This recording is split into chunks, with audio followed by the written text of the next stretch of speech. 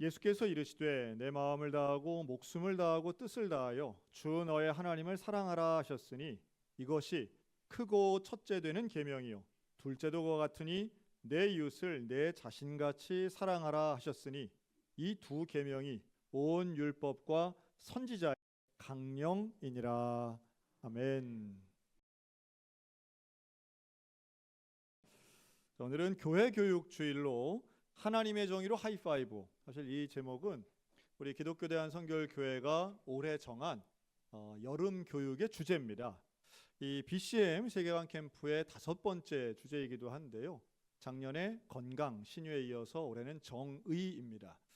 사실 이 정의라고 하는 말은 뭐 누구나 다 선호하면서도 또 주장하기도 하고 그러면서도 사실은 지키기 어려운 주제라고들 많이 생각하시는 것 같아요. 오늘날의 문제, 정의의 문제를 이렇게 표현한 글을 봤는데요. 저마다의 정의를 외쳐서 실제로 정의는 없는 것 같이 느껴지는 사회. 그렇죠? 정의를 얘기하긴 하는데 다 각자의 정의가 있다는 거예요. 뭐 우리 대한민국의 현실을 본다면 진영의 정의가 있다 이렇게도 볼 수 있겠습니다. 소위 말한 내로남불이죠. 우리 편이 얘기하면 정이고 남이 얘기하면 반대편이 얘기하면 악이 되는 이런 구도는 사실은 정의롭지 못한 구도고요.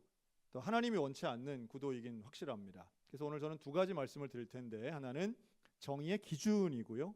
또 하나는 정의의 방법입니다. 우선 기준 참 중요하죠. 왜냐하면 정의를 어떻게 쉽게 얘기하면 선과 악을 나누는 어떤 기준이라고 본다면 그게 뭐냐라고 하는 거예요. 사람마다 다른 거죠. 그 유명한 책 마이클 샌델의 샌델 교수 항상 나오죠. 정의란 무엇인가. 뭐 다 읽어본 사람은 별로 없지만 안 들어본 사람은 없는 그 책. 그런데 그 거기에 유명한 사례가 하나 나오죠. 제가 한번 소개해드린 것 같은데요. 세계에서 하나밖에 없는 제일 훌륭한 악기, 뭐 피아노라고 예를 들어도 좋고 바이올린이라고 해도 좋습니다. 그런 악기는 누가 가져야 될까요? 그래서 거기에 이제 이런 게 나와요. 첫 번째는 그 악기를 제일 잘 연주할 수 있는 사람이 가져야 된다. 이게 소위 말한 목적론적인 거죠. 그게 왜 있느냐, 그 악기가. 그렇죠? 이 피아노는 누가 쳐야 되냐? 피아노 제일 잘 치는 사람이 가져야 된다라고 하는 논리예요. 이거 다 수긍하실 거예요. 그런데 두 번째 들으면 또 갸웃하죠. 왜냐하면 그 누가 가져야 되느냐? 돈 주고 산 사람이 가져야 된다. 그 자본주의적 논리죠. 뭐 그렇지 않겠어요? 아무리 잘 쳐도 돈 안 내는데 그걸 어떻게 가져요? 돈 주고 산 사람 거다. 이게 2번이에요. 세 번째는 더 신통합니다. 세 번째는 그 하나밖에 없는 악기라면 그거 만든 사람 거다라는 거예요. 되게 수제로 작업을 하잖아요. 그러니까 그 논리에는 이런 설명이 붙어요. 아무리 돈 주고 샀어도 피카소의 작품을 그 재벌 이름으로 그 사람 거야 이렇게 말하는 사람은 없다는 거예요. 그 그림은 영원히 피카소의 거죠. 그렇기 때문에 세계 하나밖에 없는 가장 좋은 악기라면 만든 사람 거 아니냐. 여러분 생각은 어떠세요? 자본주의적입니까? 아니면 목적지향입니까? 아니면 관계지향입니까? 우리가 생각하는 가치관은 다를 수 있습니다. 그리고 그때마다 나와 가치관이 다른 사람을 만날 때마다 정의의 잣대를 들이대면 거기선 위험할 수밖에 없는 거죠. 갈등은 그런 데서 되게 시작이 됩니다. 그렇죠. 네, 뭐 그럴 수 있다고 봐요. 뭐 처음도 아니고 뭐 자주 있는 일이니까요. 근데 우리가 정의에 대한 기준을 생각하면 상대방의 기준과 나의 기준이 다르고요. 그 정의가 사람마다 다르니 얼마나 혼란스러워요. 그리고 이것이 시대마다 달라진다고 하면 더욱 혼란스럽습니다. 여러분 정의는 변할 수 있을까요? 참된 정의는 변한다고 하면 참된 정의라고 말할 수 없을 겁니다. 특별히 진리를 믿는 우리 입장에서는 어제는 옳았는데 오늘은 잘못되는 게 정의일 수 있겠느냐? 어제는 잘못된 것인데 오늘은 그게 괜찮다고 하면 그런 정의를 우리가 용납할 수 있겠느냐라고 생각하지만 우리 주변엔 그런 사례는 차고도 넘칩니다. 그러니까 원리를 얘기하면 그런 게 있나? 그러나 사례를 얘기하면 좀 쉽게 이해하실 수 있을 거예요. 과거에는 분명히 아무렇지도 않은 일, 우리의 일상의 생활인데 갑자기 그게 사람들로부터 문제 제기가 되고 그건 잘못된 거야 라고 하면서 그 정도 수준이 아닌 법으로 그건 금지라고 하는 순간 우리는 상당히 당혹하게 되죠. 여러분 요즘같이 많이 더운 날, 옛날에는 이런 삼복더위 이런 거 입고 할 때 수련회하고 땀 흘렸다 그러면 이제 그런 좀 기운도 나고 건강하기 위해서 우리가 즐겨 먹었던 거 있습니다. 그렇죠? 이름은 시대에 따라 좀 달라졌어도 결국 영양탕, 보신탕이라고 한 거 있어요. 오죽하면 우리 소양교회는 우리 한 10여 년 전, 20년 전에는 하여튼 제가 왔을 때 그 얘기 정말 많이 들었던 것 같아요. 목사님, 우리 교회는 초보기, 중보기, 말보기를 키웠습니다. 개 이름이었던 거예요. 설마 아니 뭐 매년 그러진 않았겠죠. 뭐 한번 그렇게 농담 삼아 붙여셨을 거라고 생각이 들어요. 어쨌든 그런 교회인데 여러분 우리 모두 알지 않습니까? 지난 작년 2024년 1월 마침내 대한민국 정부는 개 식용 금지법을 국회에서 통과시켰습니다. 정확한 명칭은 개 식용 종식 특별법입니다. 이 법은 개를 죽여도 안 되고요, 유통시켜도 안 되고요, 먹는 것도 안 됩니다. 3년의 유예 기간을 둬서 2027년 2월 7일부터는 이 법이 시행될 예정으로 있고요. 어길 때 여러분 이 법을 어기면 어떻게 되는지 아세요? 벌금 3천만 원입니다. 이 정도면 벌금으로 처벌되는 법령 중에는 최고 수준이라고 볼 수 있어요. 다만 이제 이 3천만 원에 해당되는 죄는 뭐냐 하면 개를 죽이는 행위입니다. 여러분 옛날에 개 먹으려고 잡아보신 분들도 제법 계실 텐데요. 섬찟하죠. 그리고 이게 놀랍게도 3년 이하 징역에 해당되는 법이에요. 이게 아주 신속하게 국회를 통과했고 이미 끝났습니다. 그래서 2027년 2월부터는 이게 시행되는 지금 유예 기간이기 때문에 이미 법은 정해진 거예요.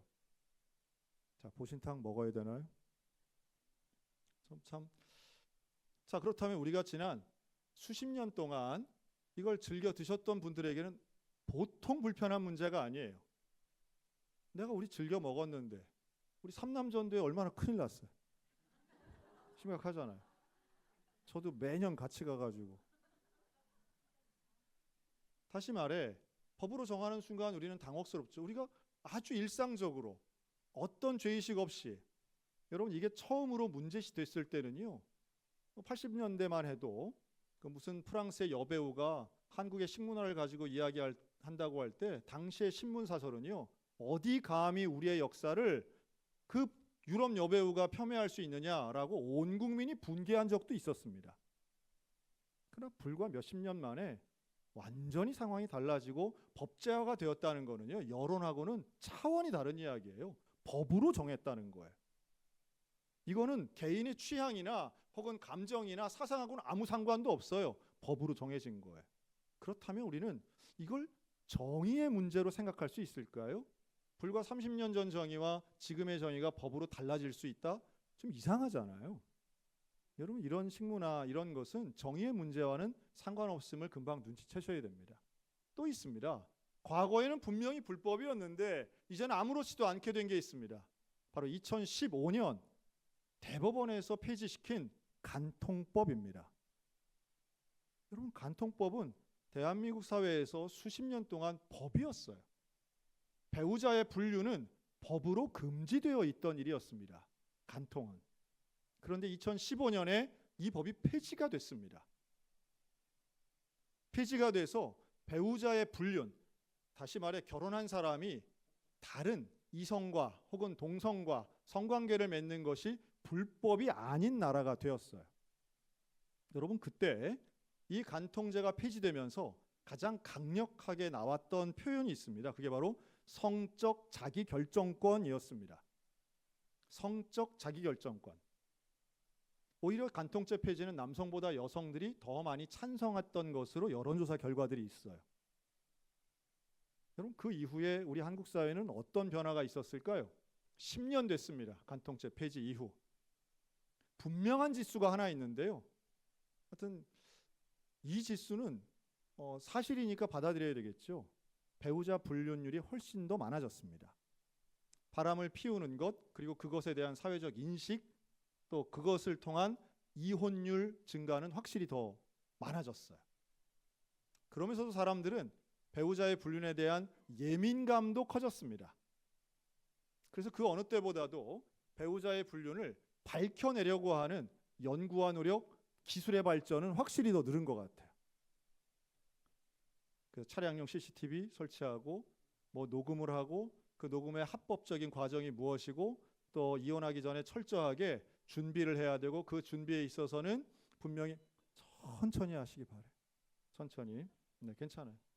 오늘 일부 예배 때는 자그마치 3분이나 그것도 1분 간격으로 이렇게 울려대-가지고 제가 다 꺼내서 왜냐하면 사람들 많을 때는 이게 더 안 꺼져요. 딴 때는 스치기만 해도 꺼지던 게 이제는 안 꺼지고 5번, 6번 해야 되거든요. 천천히 하시면 됩니다. 근데 이러한 간통법 폐지는 정말 우리들의 윤리의식에 있어서 심각한 저하를 가져왔다는 건 저 개인적인 생각이긴 한데요. 아마 제 생각이 틀리진 않았다고 생각이 듭니다. 그리고 지금은 이혼율 원인의 1등이 다름 아닌 배우자의 불륜입니다. 어떻게 봐야 될까요? 저는 이것이 앞으로 더 발전할 거라고 보여집니다. 2015년 대법원에서는 5대6으로 간통죄 폐지가 결정됐는데요. 그때 그 폐지를 반대했던 대법관들의 목소리가 있었습니다. 이거 폐지하면 앞으로 이렇게 될 겁니다 라고 했는데 그때는 그게 잘 이해가 되지 않았거든요. 법으로 허용하는 순간부터 퍼져나가는 그 미래 예측이 있었는데요. 그 미래 예측 중에 하나가 바로 자유이혼에 대한 평가였습니다. 이렇게 되면 앞으로 이혼을 더욱 쉽게 자유롭게 하기를 원하는 사람들이 늘어날 것이다.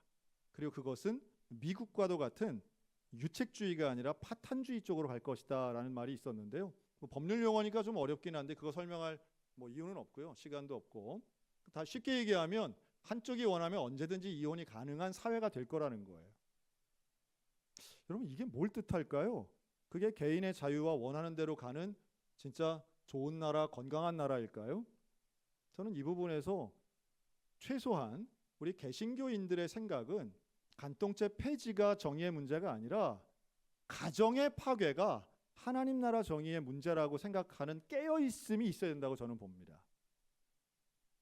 한 발짝 더 나가면요. 자유이혼 다음엔 뭐가 올까요? 결국엔 가정제도의 폐지와 중혼까지 간다는 거 사람들은 그거 과장된 표현이라고 말하지만 저는 충분히 설득력 있다라고 저는 보는 입장입니다. 왜냐하면 지금도 아주 유명한 베를린 영화제에서 상 받는 유명 감독은 분명히 결혼한 자기의 가족과 배우자가 있음에도 불구하고 카메라 앞에서 한참 나이 어린 여배우를 옆에 끼고 우린 사랑하는 사이라고 얘기하지 않습니까? 결국 그것은 프랑스를 굳이 이야기하지 않더라도 서구 많은 나라들에서 이미 벌어지고 있는 일들입니다. 멈추지 않습니다. 성적인 문제라고 하는 것은 단계를 거칠 뿐이지 계속해서 더 하나님과는 반대적인 방향으로 나아갈 수밖에 없는 속성이 있다고 저는 확신합니다. 단계 보면 별거 아닌 것 같고 그럴 수 있어 보이지만 그 단계는 결국 2번째 문을 열면 22번째 문도 열어야 되는 연속적 논리를 가지고 있기 때문이에요. 그 차별금지법에 대해서 한국 개신교가 반대하는 것을 한심하고 답답하게 보시는 분들 많은데요. 한 단계만 보면 우리가 좀 답답해 보일지 모르지만 우리가 생각하는 그 다다음 단계 10단계, 20단계 후의 일을 생각한다면 지금이라도 막아야 된다고 생각하고 있습니다. 간통법에 대한 얘기 한마디만 더 드리면요. 지금은 오히려 10년 전에 비해서 지금 저는 여론조사를 하면 10년 전보다는 간통법 폐지를 반대하는 입장이 조금이라도 더 많지 않겠나 하는 생각을 가져봅니다. 사람들의 생각은 달라지고 있는 거죠. 이렇게 시대에 따라서 생각이 달라진다. 그렇다면 그것은 한쪽이 정의, 한쪽은 선, 한쪽은 악이 될 수 없음을 제가 말씀드리는 거예요. 자, 그렇다면 온전한 정의는 변하지 않을 터인데 변하지 않는 진리와 같은 속성을 가지는 이 정의에 대해서 우리는 과연 무엇이 온전한 정의이고 성경이 말씀하시는 정의일까? 여러분 정의를 선과악의 구분이라고 본다면 그 이야기는 성경에 차고 넘치는데요. 그 중에 제일 먼저 나오는 이 정의에 대한 개념은 바로 에덴 동산에 나옵니다. 창세기의 에덴 동산에 보면 하나님께서 다 만드시고 하나만 금지시키는데 뭘 금지시키죠? 선악과를 먹지 말라고 말씀하세요. 이상하죠? 선악과는 왜 먹으면 안 될까요? 선악과는 먹으면 말 그대로 선과 악을 알 수 있는 거예요. 여러분, 선악을 아는 게 좋아요? 모르는 게 좋아요? 그거 먹어서 쉽게 알 수 있으면 얼마나 좋겠어요? 우린 그렇게 생각하잖아요. 선악과의 생각과 선악과의 목적과 선악과가 뜻하는 바에 대해서 우리가 좀 깊이 의미를 생각할 필요가 있다, 이런 거죠. 그 의미는 여러분 한번 생각해 보세요. 먹고 우리가 선과 선악을 금방 알 수 있다라고 한다면 그때부터는 선과 악의 기준이 누가 될까요? 선악과를 소유한 그 사람이 되는 거예요. 선악과를 먹지 말아라 라고 하시는 것은 선과 악에 대한 분별의 기준이 사람에게 있지 않고 하나님께 있음을 명령하시는 거예요. 저마다의 정의가 왜 존재합니까? 그 판단을 내가 할 수 있다고 생각하는 거예요. 이건 선한 거야, 이건 악한 거야. 여러분, 이 판단을 내가 아니라 하나님께 두시기를 주님의 이름으로 권면합니다. 저는 교회 안에서 이러한 판단 참 많다고 저는 생각하는데요. 그 중에 전 지금도 잊지 못하는 25년 전 기억이 있습니다. 2000년 1월 첫째 주일이었어요. 그때 저는 청년부 담당하고 청소년부 담당하는 부교육자로 이제 맨 뒤에 앉아 있었는데요. 그 첫 번째 주일날 성도들이 이렇게 있는 그 예배 시간에 조금 늦게 누가 들어왔냐면 이제 막 청년부 새내기가 된 20살짜리가 들어왔어요.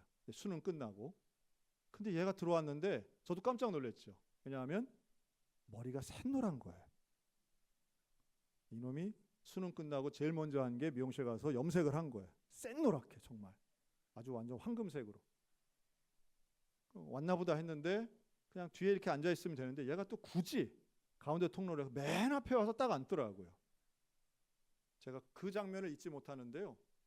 그 상당히 역사가 오래된 교회거든요. 근데 양쪽에 있던 분들이 이렇게 정면을 보고 있다 갑자기 탁 바뀌는 거예요. 고개가 거의 동시에. 얘가 뚜벅뚜벅 키도 180 넘으면 큰 애인데 와서 딱 앉으니까 전부 다 보는. 그 다음에 아이고 쩌쩌쩌쩌쩌 수건. 야, 저 암흑의 권사 손주지. 아이고야, 저거. 예배 끝나고 막 이제 막 청년부 담당인 저한테 막 몇 분이 얘기하시는지 몰라요. 전사님 이거 그냥 뭐 두면 됩니까 이거 뭐 예배가 안 돼 막. 요새 애들 왜 이러는? 막 이러시는 거예요. 제가 하여튼 뭐 그때나 지금이나 같은 생각 갖고 있는 건 좀 다행이라고 생각합니다 저는. 그래서 제가 그 권사님한테 손을 딱 잡으면서 제가 그랬어요. 권사님도 머리 염색했잖아요. 권사님의 검정색은 되고 왜 제 노란색은 왜 안 돼요? 저도 뭐 보기 이렇게 좋은 건 아닌데 그래도 뭐 우리 다 염색하잖아요. 좀 이상하죠? 왜 검정색 염색은 되고 노란색은 왜 안 되겠습니까? 그렇죠? 그건 정의의 문제는 아니죠. 선과악은 아니죠. 내 취향의 문제죠. 보기 싫을 수 있습니다. 보기 싫을 수 있죠. 뭐 이게 보기 좋. 자 그래서 근데 보기 싫어. 이제 그 권사님도 그랬어요. 보기 싫다고. 네. 쟤는 저게 보기 좋대요. 저도 뭐 그렇게 좋은 건 아닌데. 자, 25년이 흘렀습니다. 25년 흘러서 지금은 어떨까요? 지금은 우리가 다들 좀 쿨한 문화, 뭐 다 뭐 개방적인. 저는 자기 스스로 다쳤다는 분 별로 못 봤어요. 다 자기 열렸다고 하시죠. 근데 실제로 열린 분들은 또 별로 없는 게 우리의 현실이죠. 요거 최근에 이제 나온 책인데요. 오무교회라고 하는 책에서 정말 개방적인 교회가 허용하는 거 몇 가지, 뭐 반대하는 거 몇 가지 이렇게 쓴 책인데 뭐 다 동의할 수는 없지만 지금의 그 젊은 목회자가 그런 도전의 질문을 하더라고요. 이런 거죠. 만약 내 18살 딸이 18살 딸이 문신을 한다고 하면 허용할 것인가? 요즘 문신이라는 단어 안 쓰더라고요. 타투라고 해야 좀 세련된 것 같아요. 똑같은 의미인데도 영어 쓰면 좀 괜찮아 보이나 봐요. 18살 딸이 타투한다고 그러면 여러분 어떻게 하시겠어요? 교회 안에서 문신을 허용할 수 있는가라는 제목이었습니다. 제가 그래서 그것도 뭐 전 단순하다고 봅니다. 여러분 눈썹 문신은 되고 왜 팔뚝 문신은 안 되겠어요? 그렇죠? 우리 권사님들 정말 뭐 칼 많이 대죠. 성형도 하시고 뭐 다 하는데 뭐 팔뚝에다 뭐 그림 그리는 게 뭐 저도 별로 보고 싶지는 않아요. 저도 제 자녀들에게 적용한다면 그렇게 권면하거나 그걸 좋아하지는 않을 것 같습니다. 하지만 저 자신에게 물어본다면 제가 한번 말씀드린 적이 있어요. 저는 은퇴하고 두 가지 꼭 할 텐데 머리를 초록색으로 염색하는 거 하고요. 이제 여기다가 이렇게 문신하는 거 좀 하고는 싶더라고요. 그냥 편한 마음 드리려고 드리는 말씀이에요. 저는 그렇게 개방적인 사람은 아닙니다. 그러나 그것이 정의나 선의 문제가 아니라는 말씀을 드리는 거예요. 선과 악의 구도로 하니까 절대로 용납 못하고 이건 반드시 해야만 되고 뭐 이렇게 되는 거죠. 그렇다고 해서 선과 악의 경계를 다 허물어뜨려서 모든 건 구분할 수 없어, 이것도 아니에요. 명확한 게 있죠. 기준이 내가 되는 게 아니라 하나님이 되셔야 사실은 명확한 것들이 보입니다. 허용할 수 있는 것과 그렇지 않은 것이 보이는 거예요. 우리는 쓸데없는 거 가지고 내 취향이 마치 정의인 것처럼 고집 부릴 때가 얼마나 많은지 몰라요. 얼마나 많은지 몰라요. 여러분, 법은 절대 정의가 아닙니다. 우리가 지켜야 할 국민으로서 의무가 있는 것이지 시대에 따라서 달라지기 때문에 달라지는 건 절대 정의가 될 수 없어요. 그러한 절대 정의의 기준을 몇 가지 세워놓은 게 있어요. 그게 바로 성경에 보면, 구약에 보면 십계명이 그런 가르침이죠. 거짓말하지 말아라, 살인하지 말라, 이웃의 것 탐하지 말라, 간음하지 말라. 여러분, 이건 시대가 변하고 지역이 달라져도 절대로 바뀔 수 없는 가치들이에요. 그런데 사단은 이걸 훼손시키려고 하는 거예요.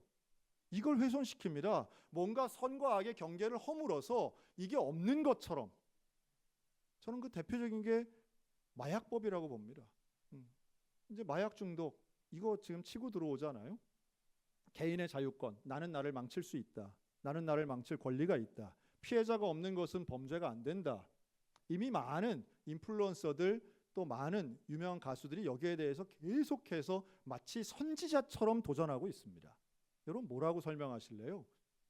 타투한 딸에게 이거 하면 안 돼. 왜요? 그러면 뭐라고 하실까요? 하실 수 있을까요? 설명이 가능한가요? 여러분, 마약은 왜 안 됩니까? 마약하면 왜 안 되는 거예요? 뭐라고 설명하실 수 있겠어요? 사실은 설명할 말이 별로 없습니다. 뭐 우리 기독교인들 입장에서는 네 몸은 성전인데 정결하게 해야지 정도이죠. 그런데 이미 중독에 빠지고 이미 여기에 대한 선호도가 있는 사람이 그런 말 한마디에 혹은 그런 설명에 돌아올 리 만무합니다. 다시 말해, 우리는 선한 의도로 좋은 말을 하지만 그러나 그런 말들이 효과가 있기 위해서는 더 근본적인 게 필요한 거예요. 정의의 기준은 그렇기 때문에 성경입니다. 하나님 말씀이에요. 디모데후서는 명확하게 우리에게 말씀하는데요. 성경에는 놀라운 능력이 있는데 어떤 능력이 있느냐? 선한 일을 할 수 있는 능력을 우리에게 주신다고 말씀해요. 어려서부터 성경을 알았나니 그 성경이 우리를 선한 일을 하도록 우리에게 능력을 부여해 주세요.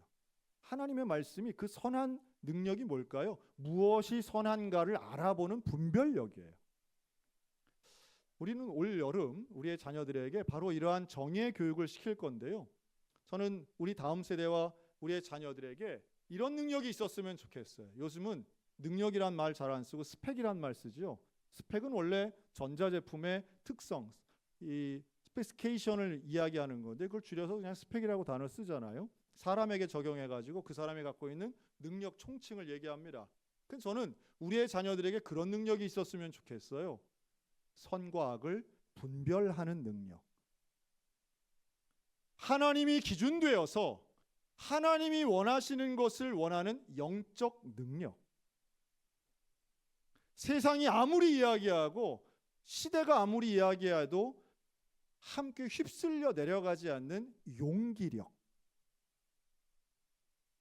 요즘도 그런 얘기들 하시더라고요. 목사님, 시대가 바뀌었는데 그거 통합니까?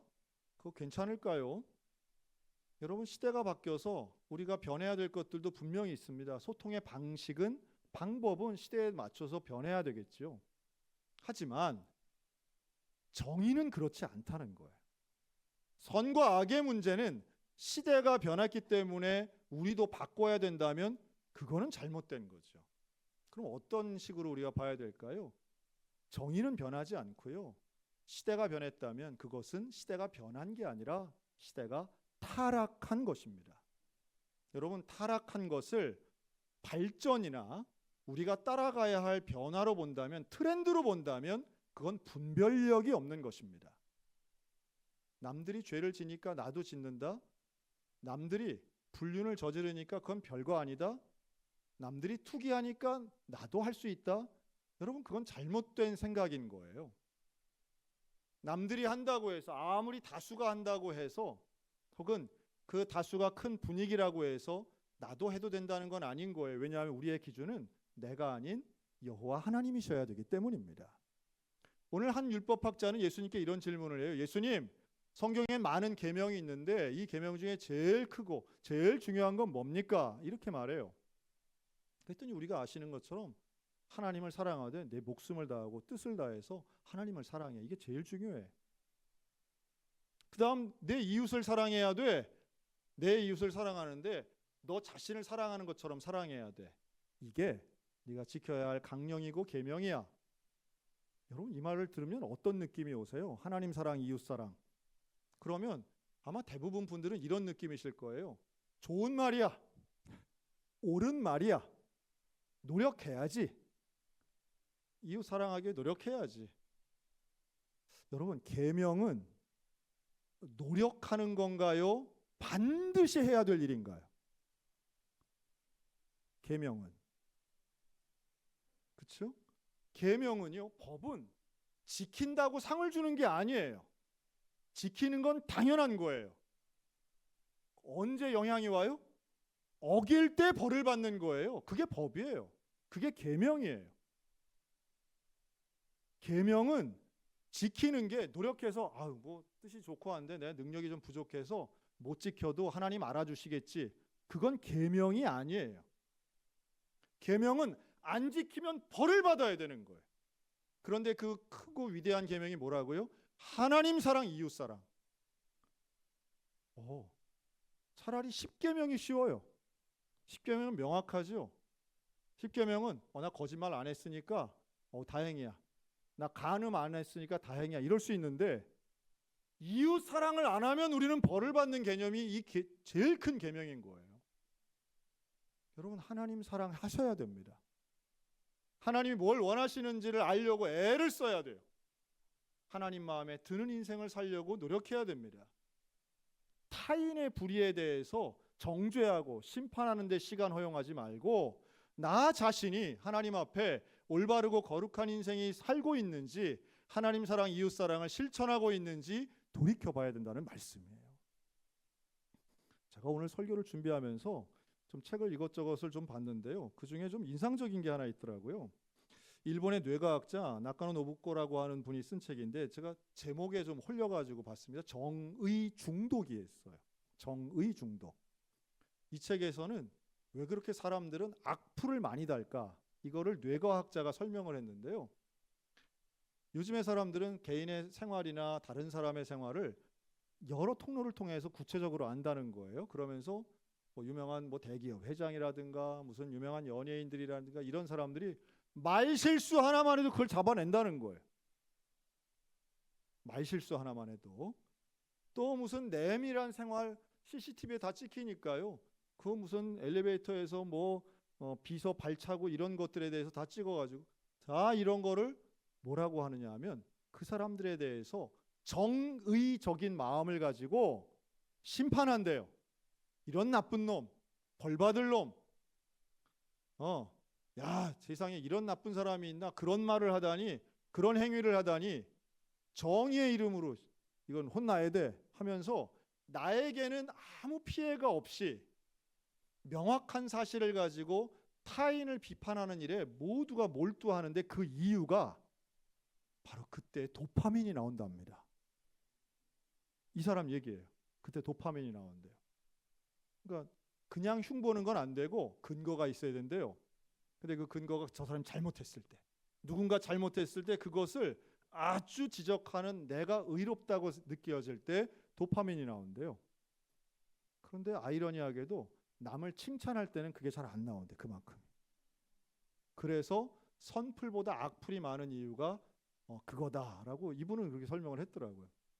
맞는지는 모르겠는데 공감되는 부분은 있어요. 사람들은 무책임한 정의를 선호한다. 나에게 책임이 없는 정의를 선호하는 거예요. 나에게 책임 있는 정의, 내가 입 다물지 않고 내가 당사자가 되어서 내가 고발해야 되고 내가 나서야 될 때는 그거는 거의 대부분 잘 못하죠. 손해 볼까 봐. 그런데 여러분, 하나님의 정의는 어떨까요? 하나님의 정의는 그렇게 제3자를 깎아내리거나 아니면 무책임한 정의가 결코 아닙니다. 하나님의 정의는 우리를 용서하시기 위해 십자가를 지심으로 스스로를 희생하신 정의라는 말씀이에요. 예수님은 우리의 죄를 용서해 주시기 위해서 생명을 바쳐 하나님께서 심판당하시고 하나님께서 죽으시고 우리의 죄를 담당해 주셔서 우리에게 가장 위대한 용서의 은혜를 허락하신 분입니다. 여러분, 이 가장 큰 용서의 은혜가 우리 가운데 믿겨져서 하나님이 허락하시는 가장 큰 정의 가운데 우리 믿음으로 나아가시기를 주의 이름으로 축복합니다. 우리가 이걸 실천해야 되는 거예요. 이걸 실천하는 것은 결국 내가 책임 있게 내가 희생하면서 이루는 정의를 의미합니다. 남을 위한 사랑, 그게 바로 이웃사랑이죠. 다른 사람을 사랑하면서 내가 희생하며 말로만의 정의가 아니라 내 것을 희생하는 사랑이 있을 때에 변하지 않는 참된 의미의 정의가 세워질 것입니다. 예수님의 이 말씀은 율법학자 한 사람에게만 한 것이 아니라 오늘 우리 모두에게 주시는 말씀이라고 믿습니다. 그리고 우리의 자녀들에게도 동일하게 적용되어서 변하지 않는 그 온전한 정의, 선과 악의 기준 되시는 하나님, 선과 악의 가장 정의의 방법에 가까운 하나님 사랑, 이웃 사랑, 이것을 실천하며 오늘도 또 앞으로도 평생토록 거룩하게 또 온전하게 살아가는 저와 여러분들 다 되시기를 주님의 이름으로 축복합니다. 아멘. 기도하겠습니다.